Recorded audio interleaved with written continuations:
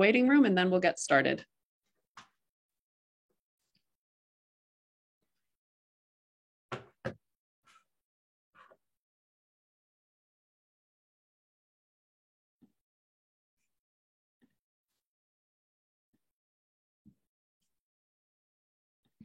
Okay, hello and welcome everybody to this month's CIHE webinar. We're delighted to have you all with us. The title of today's webinar, as you all know, is Transforming Universities for a Changing Climate, a title which is shared with a UK research and innovation funded project of the same name that connects our three speakers today. But before I introduce you to them, for those of you who maybe are new to the CIHE webinar series and may not know me, my name is Rebecca Schendel and I'm the Managing Director of CIHE here at Boston College. We're delighted to have you with us today. We run these webinars monthly and we hope that we'll see you at future webinars if you're new to the series. Just as a reminder of how we run webinars here at CIHE, we have about a half an hour for content from the speakers, and then hopefully we'll have about a half an hour for Q&A with all of you. The way we do the Q&A is we use the chat function. So as questions arise while the speakers are talking, and then certainly afterwards, do go ahead and put a question in the chat, and I will bring those in afterwards. In the interest of time, generally I read those questions rather than calling on you, which means that you can mute and leave your videos off for the remainder of the webinar so that we can more easily see our speakers. We do recommend that you use the speaker view on your Zoom screen so that you can see who is speaking at any time. Just as a note, we are recording this session and we will put it up on our YouTube channel at the end. So obviously today's topic is a timely and important one. It's one that, sorry, my video has turned itself off.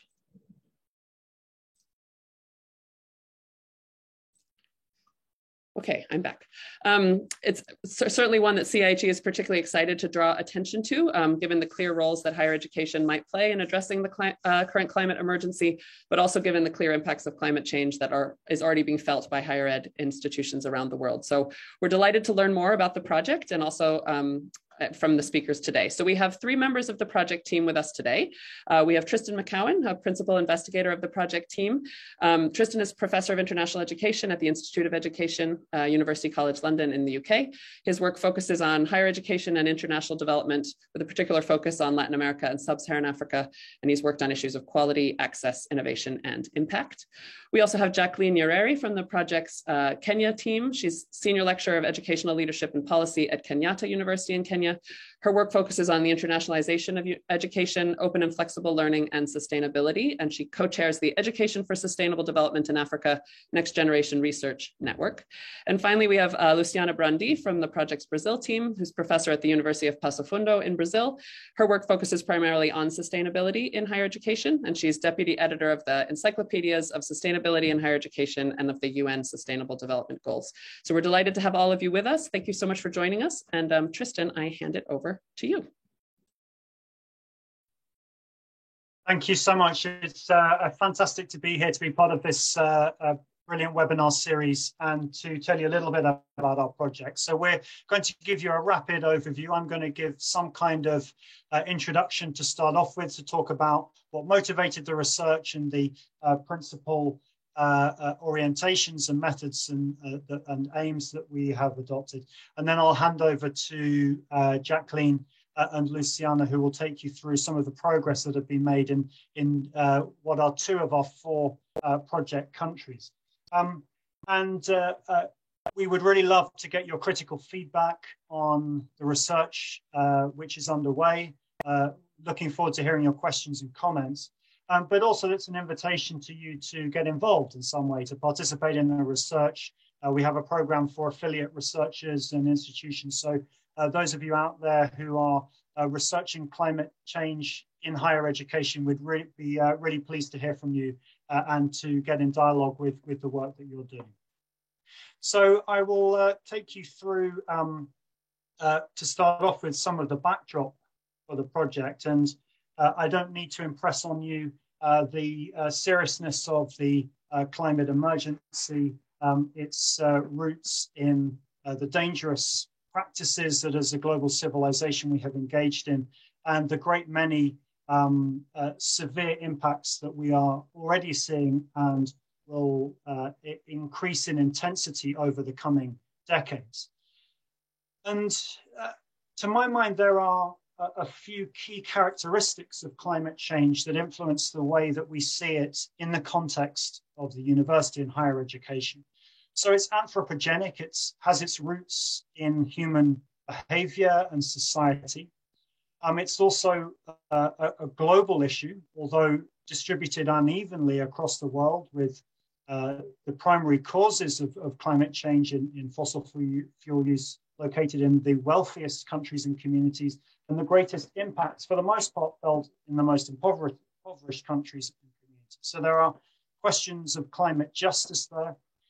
It's also a highly complex issue.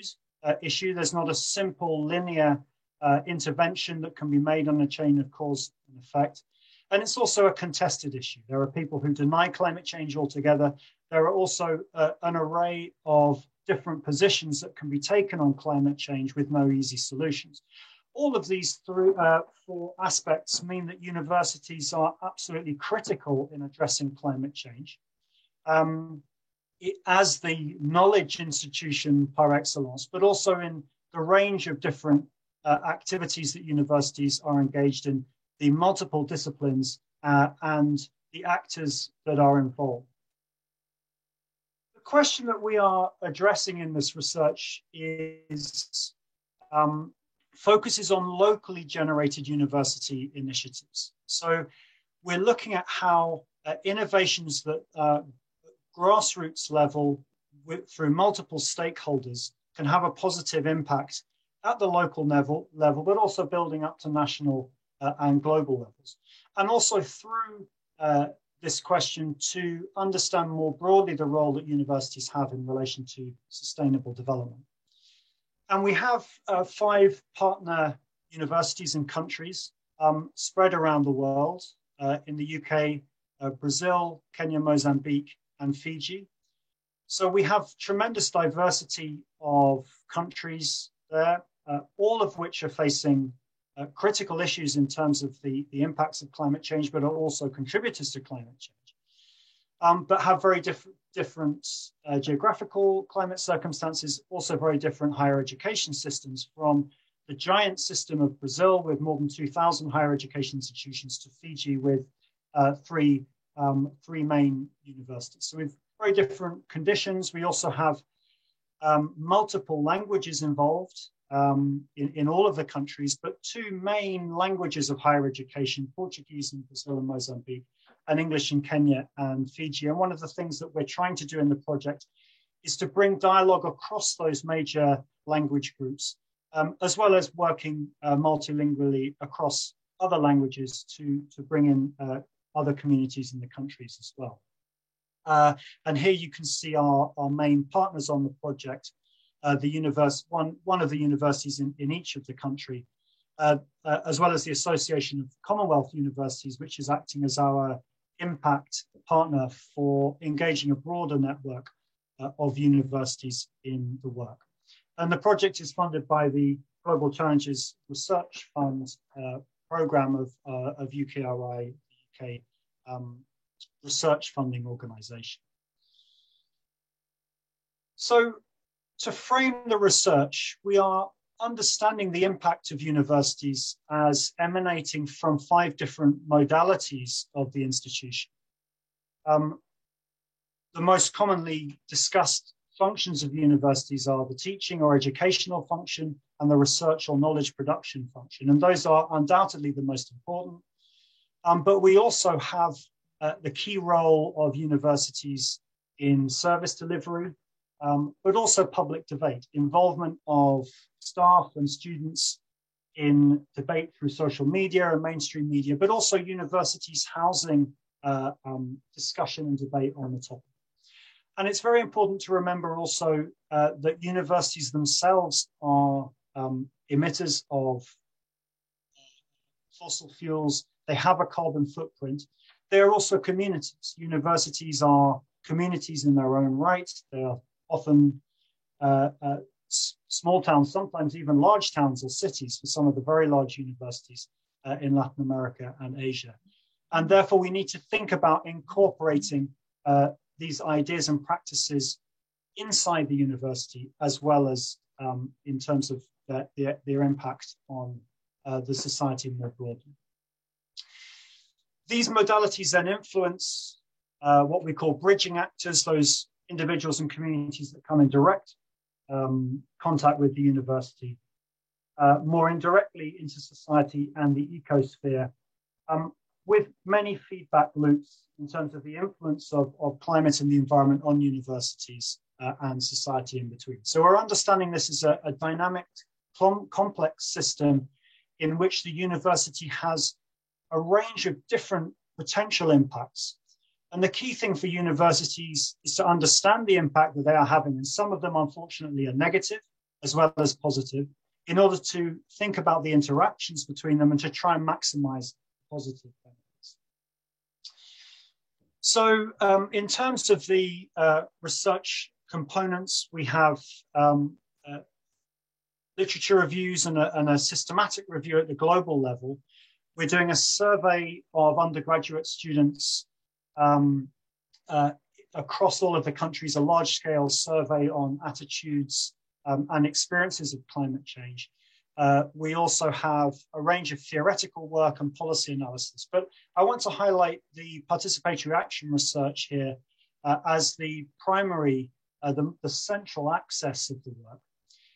And this is the most crucial part, which links to our main research question.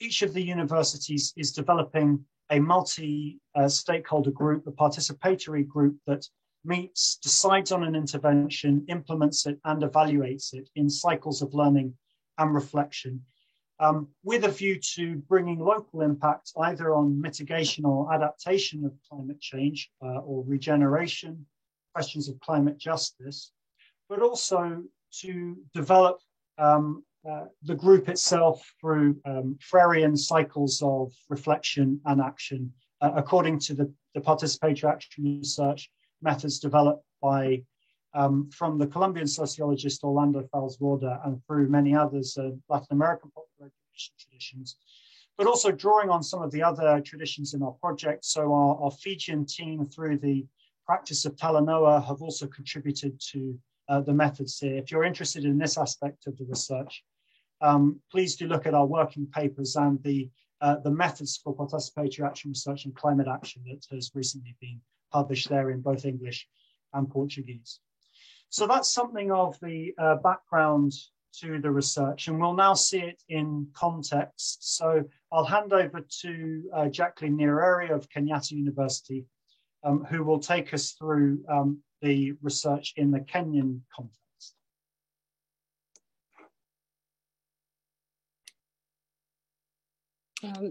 Thank you, Tristan, and thank you everyone for joining. I will be looking at the Kenyan case for the project Transforming Universities for a Changing Climate. And as Tristan has mentioned, the impacts of climate change are felt. And in Kenya, for instance, where most communities depend on agriculture, for instance, having rainfall that is not as usual, where it was programmed, you would know when the rains fall, having flooding, and also having prolonged periods of drought mean that communities are actually affected, and this has been seen over the years. They can be linked to climate change. We also depend a lot on tourism. For those of you who have been to Masai Mara, you realize that the first picture there indicating the wildebeest migration, they are also affected because of droughts and rains that are not as expected, flooding in national parks, and also destroying property and crops. These have been rampant, and over the last years, we also find that water levels are rising in lakes, which is not expected. So these are some of the impacts that have been witnessed, and you hear this through the media and all other sections. So we are interested in also seeing what institutions are doing in Kenya about this policy-wise and also in practice. Next.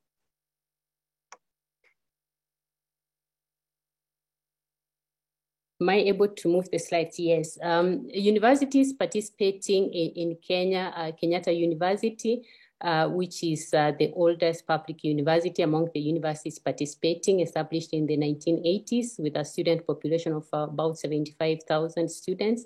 We also have Kisii University, that is a public university that was established in 2008. So it's a pretty new university, and with a population of about 16,000 students.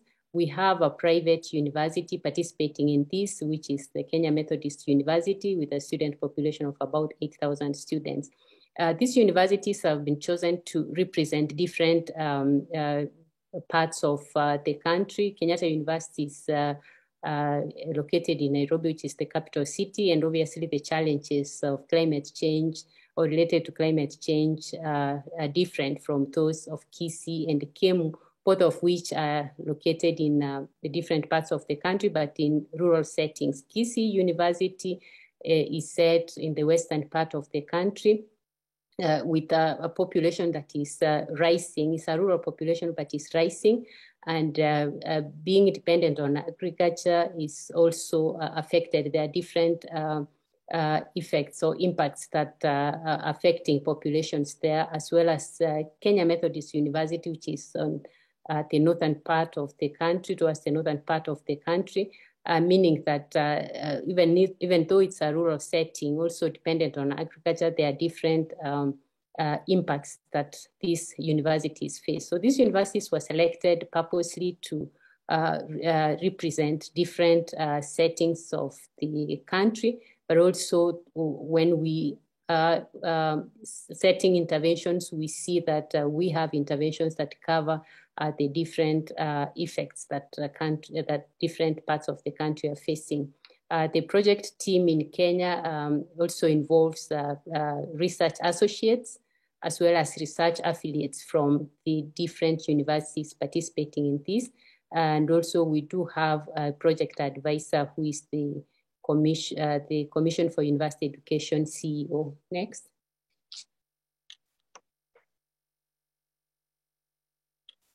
Now, the policies in Kenya that relate to climate change, we have a very elaborate policy landscape, I would say, at the national level. And starting with the Constitution of Kenya, the 2010, we can see that clean and healthy environment, for instance, is provided for here, though not explicitly about climate change, but we do see some policies like the National Climate Change Response Strategy, as well as the National Climate Change Action Plans that seek to also communicate and create awareness of programs on climate change.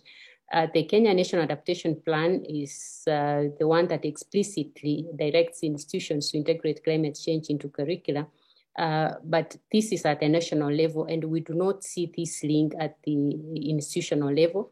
The institutions in Kenya or the higher education institutions in Kenya have not really drawn from the national policy landscape to implement this at the institutional level. So we see a weak link between what is provided for at the national level and also what is provided for at the institutional level. The universities that are participating in this study, as well as universities in Kenya generally, are silent in terms of institutional policies when it comes to climate change.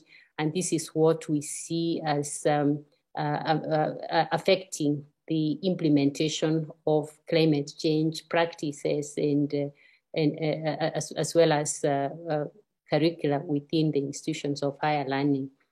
Next. Nonetheless, there are efforts that we see different universities engaged in.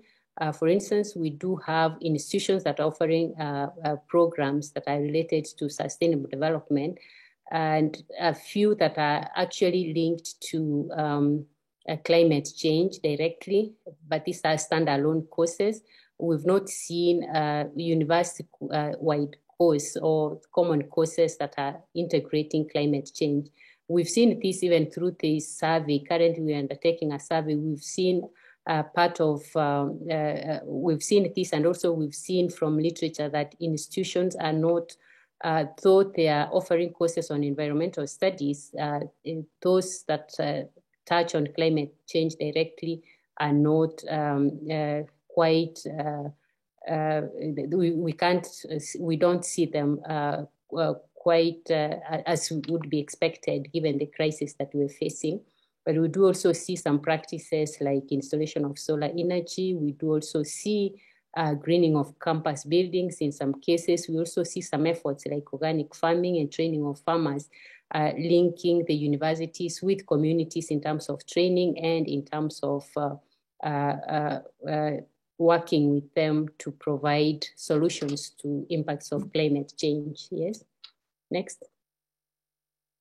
So in Kenya, the project activities, as Tristan mentioned, we do have, of course, we've done, and we also still in the process of continuing with the literature review, but part of this, especially in the policy landscape, has been published as part of the working paper series. We are also having participatory action research groups, 3 of them, one each for the institutions. These groups include both the university community who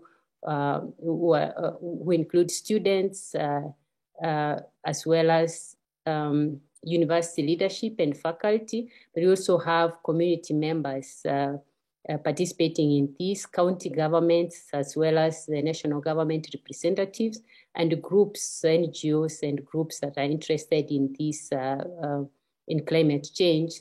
So we have representatives of a number of stakeholders who are working to come up with interventions and to ensure that, or to see that we have interventions that bring together all stakeholders or voices of all stakeholders in responding to the effects of climate change. We're also undertaking a survey that's targeting students, up to 3,000 students, 1,000 students from each of the institutions that are participating in this. And part of what we want to learn is what the students are exposed to and what they would like to have, what they would like to see in the universities through teaching, research, and community practice. So this is what we expect to capture from here, and it will feed into the interventions that the groups come up with. So essentially, the groups have been meeting, but still, given that the interruptions of COVID-19 have kept meetings disrupted, we have had some engagements, some face-to-face, some online. And what has been also a challenge is to balance the expectations, having groups that have different interests, universities, governments, as well as NGOs. We've had to go back and forth to come up with an intervention or interventions that reflect the efforts of all these groups, and hopefully in the implementation we have all the stakeholders participating in this. So institutions in the past have been accused of coming up with solutions without necessarily contacting communities and trying to implement this. And we are seeing that with the project, we are able to get voices from all who are affected. And we hope that the interventions we eventually get to implement will be reflecting the voices of all the stakeholders. So the challenges we face, definitely the disruption of physical meetings. We had to have some online meetings. They're not very effective. They're not as effective as face-to-face meetings. So we've had some delays here and there. But also running the survey online has also been a challenge, considering that here in Kenya and many parts of Africa, it's not easy to get to convince students to participate in online surveys. But we've got quite a number of responses, and we're still hoping to achieve the target of 3,000 students. So that's where we are at the moment. Thank you.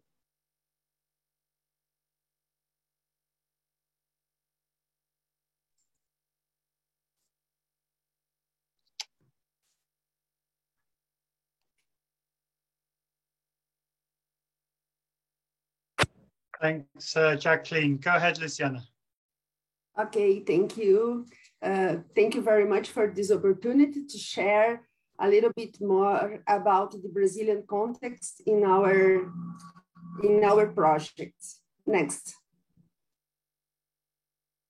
Next. Okay. Like other countries, we also are having more frequent extreme weather events, and climate change has been receiving increasing attention in Brazil. Next. All these impacts alert and events alert the population and demands commitment from Brazilian governance and the contribution of several sectors. Next.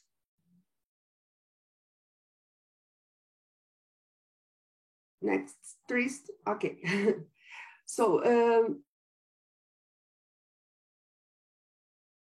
About the posture of our government. However, one is that Brazil is a key player in to push the zero out global carbon pollution. Foresters absorb about 10% of carbon.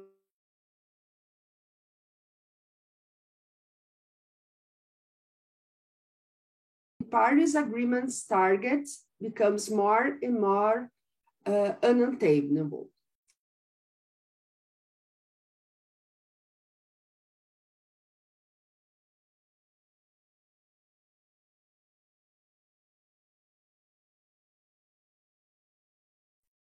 Sorry, I don't have the possibility to change my slides. Tristan, could you? Okay, thank you. In terms of our Luciana, it's because we lost your audio for a while. That's why. Okay. Sorry, my internet is not good today. Sorry about. In terms of the higher education system in Brazil, we have a country with a continental dimensions, and our higher education system is equally vast and in certain way complex. When we look at the climate change and the forces, we see that the climate action forces are very diffuse in the context of the universities, and we do not have support from specific and national guidelines. And we are very dependent on availability of resources from each university. Next. One of the products that we have until now from the project is the working paper that will be available soon for download. And this working paper focuses on the Brazilian contexts and present how climate change has been dealt with each of the main university dimensions. We look at the curriculum, research, outreach, and operations. Next. In terms of our participatory action research, we are working now with 3 universities in different regions, in 3 different regions in Brazil, and also with different contexts, which is a great opportunity to spread the climate change literacy. The first one is the Federal University of Pará. They are working and developing collectives of territory governance with focus on outreach and community engagement. The other is the USP, University of São Paulo. They are working with multidisciplinary projects with main focus on education. And finally, the University of Passo Fundo, mine university, we have launched the Green Office with a focus on campus operation. Next. I will think about each one a little, I will talk about each one a little more. First, the Federal University of Pará, they are in the context of Amazon. So they are using the PAR with collectives of territory governance to face the region's environment challenges. such as the degradation of biomes and deforestation, in addition to the social impacts on local communities. Next.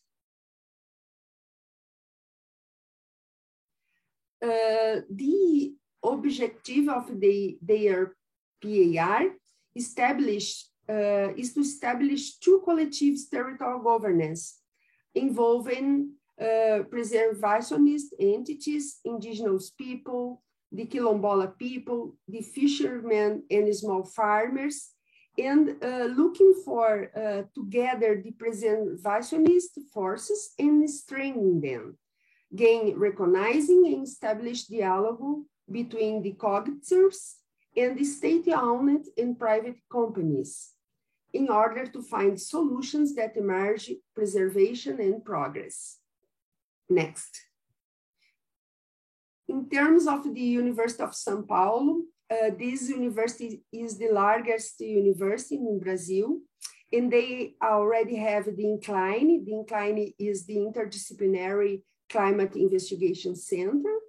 They have a history of educational and interdisciplinary initiatives, but still without a participatory action research. So the Climate U is an opportunity to then develop projects with this approach. The idea in USP is to support different projects with the aim of the literacy on climate change and with the idea of multidisciplinary actions. Next.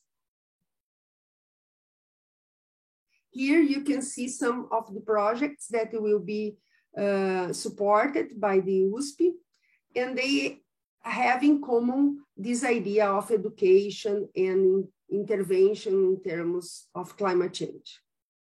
Next. And finally, the University of Passo Fundo. Our idea here is to create a green office. Green office is a sustainable office that informs, connects, and supports students and staff to action sustainability. And mainly the idea here is the empowerment of the students. The Green Office in UPF is the first one in Brazil and also the first one in Latin America. Next. Some ideas about the whole activities and team of the Green Office. The idea here is exactly train students and staff to carry out with sustainability. Next. Some pictures of the activities are doing on the Green Office. Next. And finally, some conclusions that we have until now. First, it is important to say that even the Brazilian higher education system can be considered well-developed and complex in terms of number of institutions and enrollments. Efforts towards climate action are diffuse, do not follow a specific national guideline. This is a problem for us, and mostly depend on each institution's planning and research. But most efforts are unfortunately not consistent. There is a lack of resources or change of governance and responsible teams that difficult the actions on climate change. But we think that our PAR can be an action that could potentialize literacy on climate change in Brazil, because we are working with different scenarios, university in North, Southeast, and South, also with different approaches, more emphasis on campus operations, educational efforts, and community engagement. And as Tristan said, we are open to new universities come and be affiliated to our project and spread the idea of our project. Next. And finally, I'd like to thank you all, my team, the professors and the students that are involved in the project in Brazil. Thank you very much.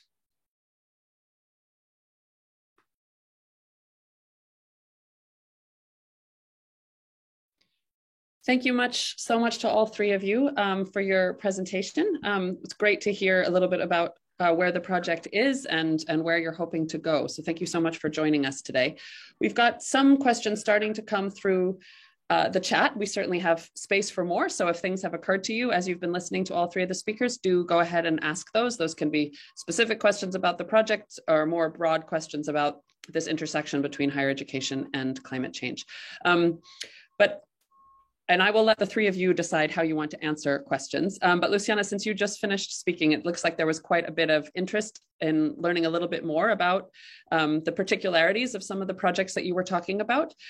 So both Jennifer Ruby and Jacqueline Noreni had questions about the actual process of setting up the Green Office at Passo Fundo and whether there were any major challenges in setting them up and maintaining them. So if you wouldn't mind kicking us off. Okay. So the Green Office is a movement that beginning on the Holland with students. Our idea here is that the students go ahead of this kind of office, and they made actions and anything about sustainability.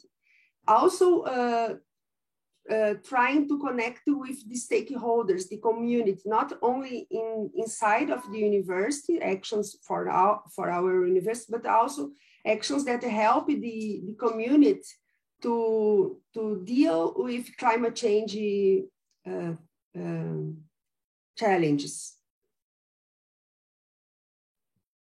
And I'm going out of order here, but just to stay on the Green Office, Jennifer's followed up with another question on the Green Office. She's curious if the Green Office is looking at university operations and their carbon footprint, specifically as that might relate to international education and mobility movement of students, faculty, and staff. That's always an important question in the international education domain. Yes. Yeah, our intention, we are starting the actions with Green Office now, but our intention, yes, is to spread the possibilities and also have this connection with international students and made our campus more sustainable in all kind of actions. Thanks, Luciana. I think I want to bring in, so Satya Brink asked a question about wanting to know more about activism with the community. And I think one of the main reasons we wanted to highlight your project is the really fascinating and innovative methodologies that you are employing also in the other two project countries. So I don't know, Tristan, if you want to kick us off with that question, whether you could say more about that part of the project and what you found so far. Thanks. Yeah, it's a really important question. I think what you find in the literature on climate change in higher education is a growing number of studies on curriculum, teaching and learning, and quite a lot around campus sustainability, but actually very few studies on other aspects, and particularly political engagement and awareness raising campaigning actually has had far too little attention, even though it's an important area of what universities actually do. I think, you know, as I mentioned before, I think we can think about two ways of looking at this. One is how the actors within universities engage in debates in the broader society, and that's students as well as staff of universities. But also the idea of a university as a public sphere, as an arena for discussion and debate. And I think both of those are really important aspects, and we're looking at how the universities participate in our project to do that, but we're also in a sense we're creating new fora for that through our participatory action research groups. And there are different levels. I mean, in some of our countries, I think the conditions in different countries are rather different, and the proximity to influence and media and so forth are rather different. So in Fiji and Mozambique, for example, there's been quite a drive to raise awareness through mainstream media, television, radio, and so forth. And the project has engaged in that way. In other countries, there's been more approach through social media or other outlets. And I think in working with our communities, the immediate communities, the local communities, it's a complex issue, because I think what you see with the issue of climate change generally, and there's been quite a lot of interesting psychological and communication-based research on this, is that it's really not a question of the facts. I mean, obviously there is the phenomenon of climate change denial, which is in some contexts is a big issue. But most people accept and believe in climate change and actually do very little to change the way they live, and they're also the way that the collectives in which they're involved, the polities and so forth, act. And I think that is the really difficult nut to crack. It's not just a question of transmitting messages about what a crisis we're in. Universities are doing that. We have to go beyond that to engage in new ways. And I think that's the idea of the participatory action research groups, is that they provide an intense experience of people working through these issues, acting on them, reflecting and transforming themselves individually and collectively through that experience. I don't know if Jacqueline or Luciana, you want to say something about this from your perspective? Yes, Tristan, just to add on what you have said, if I may talk about the Kenyan context in relation to climate change, I wouldn't say there's a lot of denying this climate change. We talk about it loosely. I mean, in all forums, in the communities, in the society generally. People feel like there's something that is happening that is not usual. So they agree that there is something about climate change that's already affecting their farming and their everyday life. But what is not happening at the moment is looking at how then universities can work with communities to come up with that. And then we also recognize that there is indigenous knowledge. The communities are saying that we've been dealing with this droughts or flooding or these problems in some ways before, but this is also not documented. So you'd probably find someone in the during the PAR groups mentioning what they have done in the past to mitigate some of the effects. But this is not documented because there's no that proper link with the universities. As I said, they feel like universities simply come with projects and say, this is what we want to do, and they do it and go away without necessarily learning what the communities are doing, what they have been doing, and what may work in their context. So the PAR groups are bringing that discussion. Initially, the question was then, what do you want us to do? Because it was expected if universities are involved, they're supposed to be dictating what happens. But over time now, stakeholders understand that we are all working together to come up with this. And I think the popular question across all the groups was, you mean you do not have anything in mind at the moment? Because that's what people are used to. Yes, we do know there is a problem, but what do you want to do about it? So over time now, we've come to an understanding that we are all working together, learning and understanding what has been happening at the community levels. I think that's the level that we are operating in at the moment, and we hope that at the end of the project, then we will already be creating awareness that communities can work with universities and influence even what is taught and researched at the institutions. That's where we are. Thank you so much. Just sort of continuing on that same theme, it's really fascinating, Jacqueline, to hear that account of how the assumption of what universities will generally do and being slightly disrupted by this kind of way of working together. So Gerardo Blanco, my colleague here at CIG, has posted a question sort of in a similar vein. He says, I realize the project is in its early stages, but I'm curious if the panelists are finding differences in how climate change is framed across their respective national contexts. Are you finding similarities or differences across the 4 countries?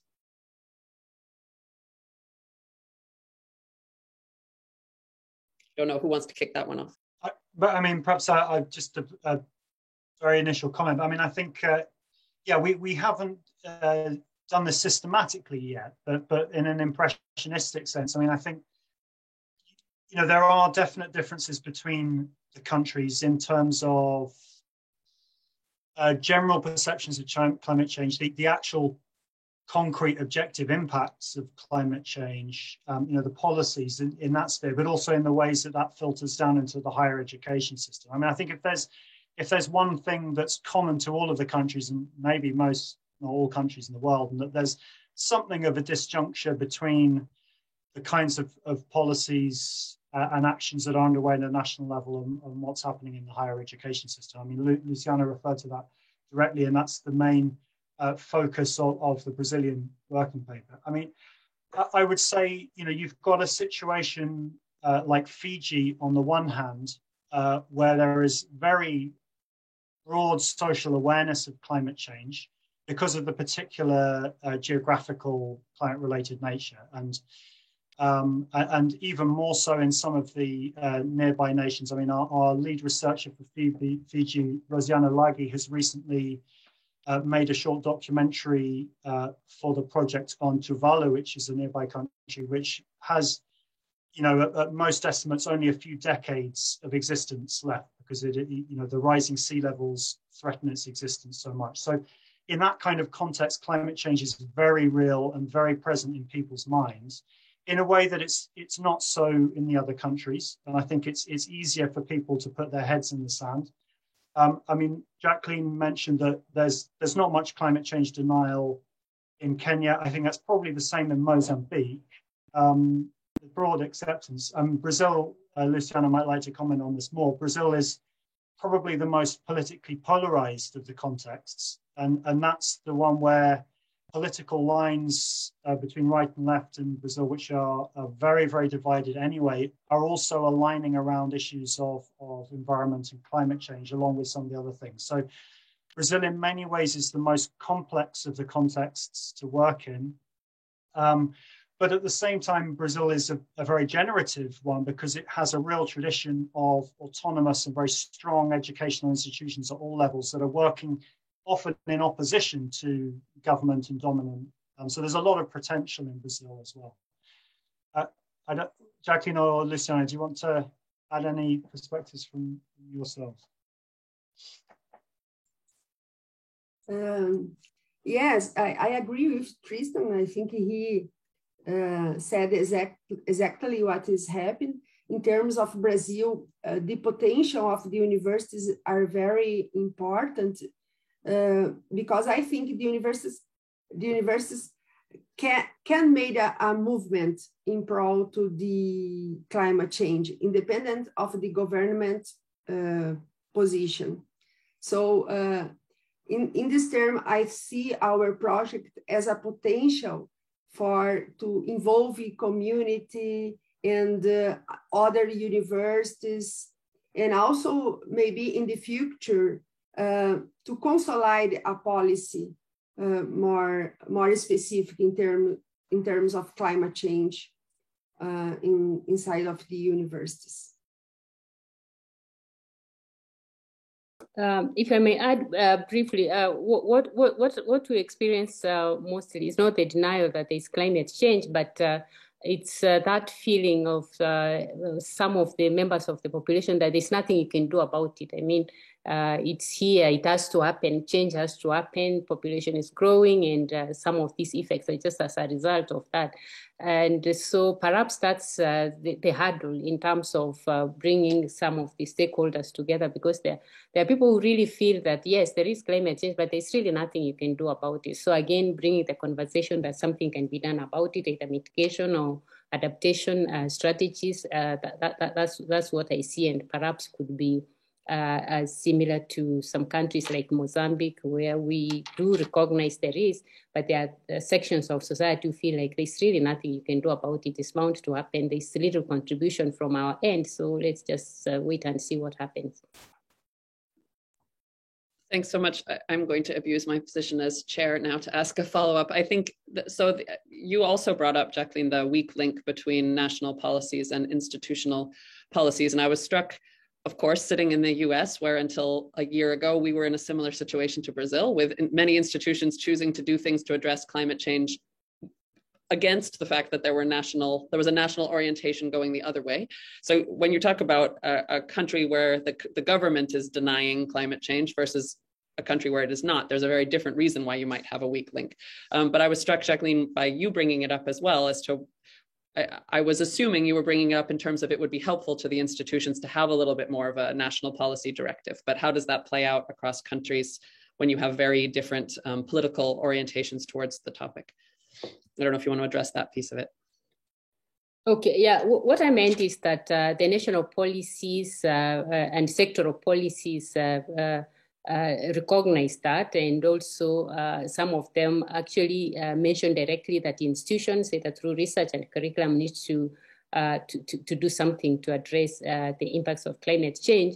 But at the institutional level, the policies at the institutional level are silent about this. It's like it's not happening. So I think it's the opposite, because on the one end, government policies, sector level policies are recognizing that, and they're saying that institutions should actually lead in research, in teaching and activities. But then the institutions themselves don't have any of this in their curriculum. So there is the closest institutions have to recognizing that is recognizing the sustainable development generally and environmental studies within their curriculum. But when it comes to climate change, it just feels like that's supposed to be part of environmental studies. When you talk about climate change, you're supposed to be in the School of Environment. It shouldn't be across the faculty. So you don't actually see it mentioned in institutional policies, even though there are some practices like the ones I mentioned. Some practices you can see are related to addressing impacts of climate change, but it's still silent within the policies. That's what I meant, that policies at the institutional level themselves do not reflect that effort. Thank you so much. It's sort of an opposite scenario in that way, which is interesting to think about. We are nearing the end. I don't see any other questions in the chat, so perhaps I will ask the elephant in the room question, which is all of the countries represented in your project are global South contexts, less powerful contexts on the global stage, also contexts that have not brought us to this climate emergency moment. So I wonder to what extent that's coming through the project. Is there pushback from the institutions or the community members that you're working with against the responsibility falling on them to address this situation that is not really of their making? Thanks. Yeah, I mean, certainly there is very significant awareness of questions of climate justice and the responsibilities of different actors in this regard. I mean, the composition of the countries involved in the project is in part determined by the research fund, which funded the project, the GCRF, the Global Challenges Research Fund, which requires Global South focus of the project, and that led to the selection of contexts. It's in no way implying that those are the universities that need to solve the problem. I mean, I think. And I think one of the heartening things we're seeing is that the universities and many of the most recognizable universities in the global north and the wealthiest countries of the world are starting to do something about this, sometimes pressured by their staff, more often pressured by their students, in fact. And we've seen some very heartening movements that are forcing some very old universities to change their ways and to bring transformations. But that, all universities in all contexts do need to address this issue. They may be doing it in different ways. So a wealthy, endowed university in the US may have to focus first and foremost on disinvestment from fossil fuel companies. Most universities in the world don't have an endowment. They don't need to worry about that, but there may be some other very pressing things that they need to focus on in terms of possibly not mitigation if their carbon footprint is very low, but they'll certainly need to be thinking about adaptation and regeneration of spaces. So all universities are part of this in different ways, and it's really the only way that we're going to solve the issue is to having all of our higher education institutions engaging in particular.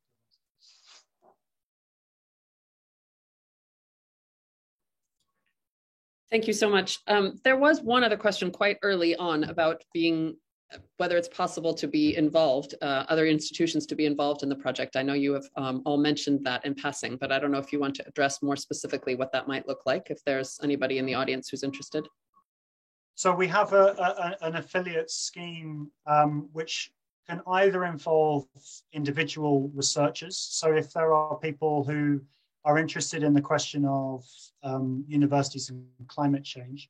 And the idea here is, I mean, we're not a climate science project, so not actually conducting research on changes in temperature, but what we would like to engage researchers from all disciplinary fields, but ones who are looking at the broader impact of the university in the way that we can have a holistic vision across the different functions. So individual researchers we'll be very pleased to engage with. We have a blog, we have other events that people can get involved in. But we also have an affiliate scheme for institutions. So those are universities who would like also to be involved in our network. We have a very extensive program of intercultural dialogue between the different higher education systems to share experiences of work in this. So to join our network, possibly even to use parts of our research design to implement the survey or the participation research groups in their context, and to be part of our comparative analysis. So there are lots of opportunities, which on a national level, so other institutions within the countries we're working in, but in other countries as well. So we're developing partnerships in India, Pakistan, Morocco, Nigeria, other countries as well. So yeah, please do get in touch if you're interested. Fantastic. Thank you so much. And thank you for sharing such a rich project in terms of its methodology and its reach. So thank you so much for sharing with us today. If you've been monitoring the chat, you will have seen that Darla Deerdorf posted that the Association of International Education Administrators is also holding a town hall discussion on the topic of decarbonizing internationalization that perhaps will directly address the thorny question of mobility of all of us and how we should probably not to do that moving forward, as well as other things. And also we've posted up the project website if you're interested in reading any of the working papers or learning more about the project. Gerardo also posted a note about our next webinar. We hope some of you will join us for that. It's on November 10th on partnerships, international partnerships, rethinking those networks in a post-COVID landscape. So we hope you will join us for that. But for today, let me just thank you so much again for joining us, all three of you. It's been a pleasure to have you, and thank you for the rest of you for joining us as well. We look forward to seeing you at a future event. Thank you so much.